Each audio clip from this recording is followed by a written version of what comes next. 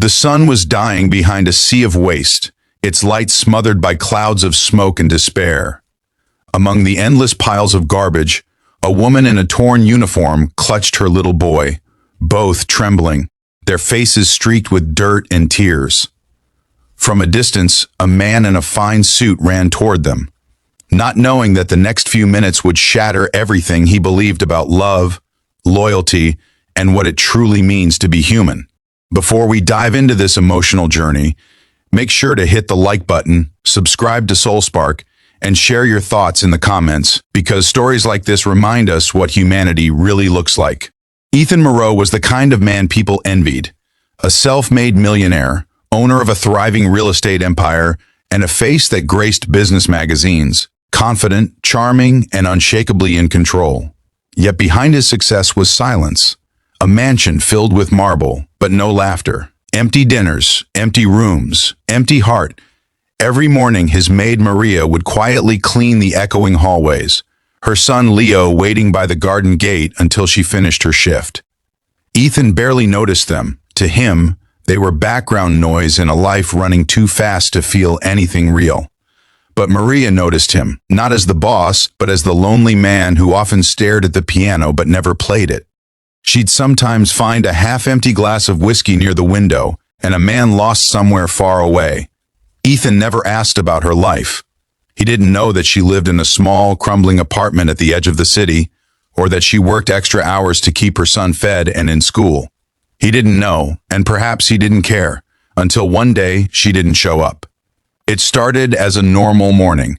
Ethan waited for his breakfast. Black coffee, perfectly poached eggs, the usual, but the kitchen was quiet.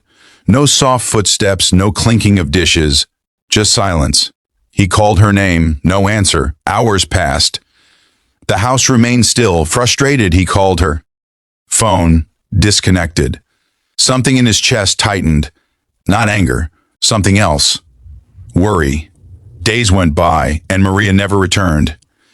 Ethan tried to convince himself that she had simply found another job, that maybe she was ungrateful. But deep down, something gnawed at him.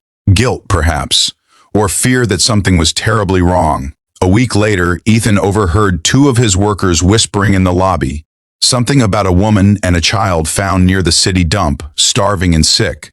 He didn't know why, but his heart dropped. Without thinking, he grabbed his car keys and drove. The air was thick with rot and smoke. Flies buzzed over mountains of garbage. The stench of poverty and abandonment clung to everything.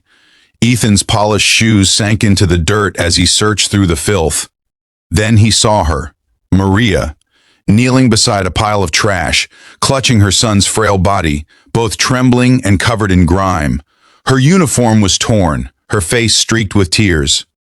"Maria!" Ethan shouted, his voice breaking. She turned, startled, fear flashing across her face. "Sir?" she whispered, her voice barely audible. He knelt beside her, trying to help her stand, but she pulled back slightly, clutching Leo tighter. What happened to you?" he asked, his throat tightening. Her lips quivered.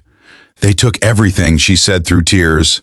"The landlord threw us out. I tried to call, but my phone was cut off. No one would help me.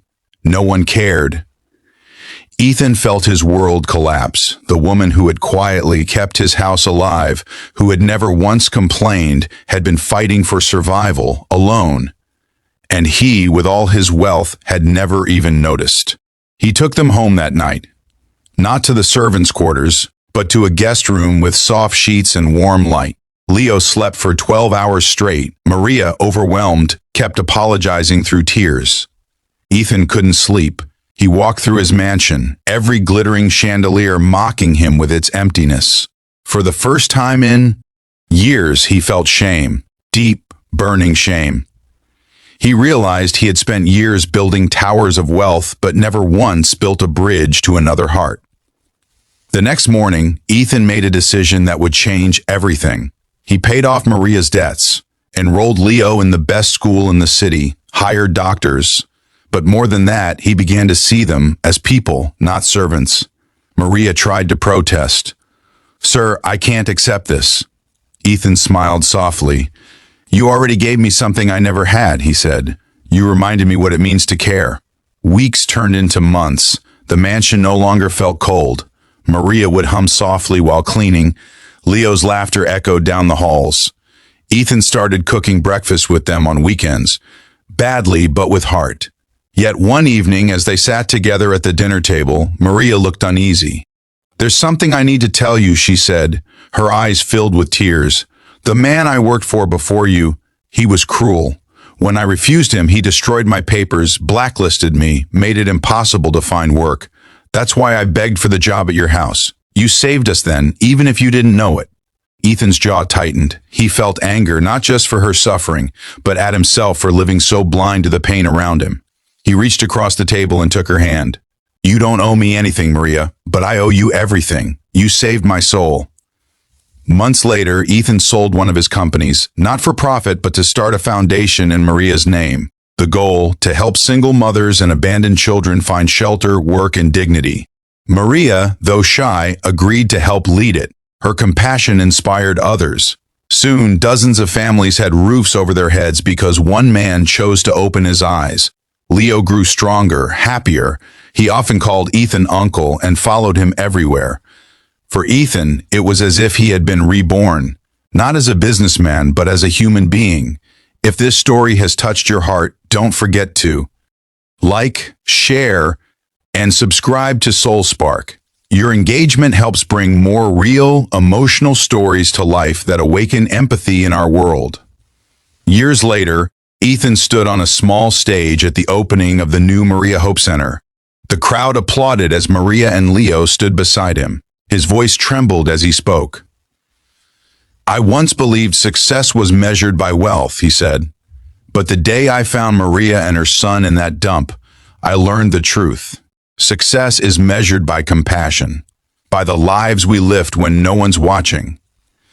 The audience went silent. Maria squeezed his hand, tears in her eyes. Ethan looked at Leo, now a bright young boy, and smiled. "Sometimes," he said softly, "you don't find purpose in the boardroom. You find it in the places you never thought to look, even among the broken pieces of someone else's world." The sun set behind them, but it wasn't a sunset of despair anymore. It was warm, golden, full of promise. A reminder that sometimes the smallest act of kindness can rewrite a life and heal a soul. No amount of success can replace the power of empathy. Sometimes the richest hearts are born from the poorest moments.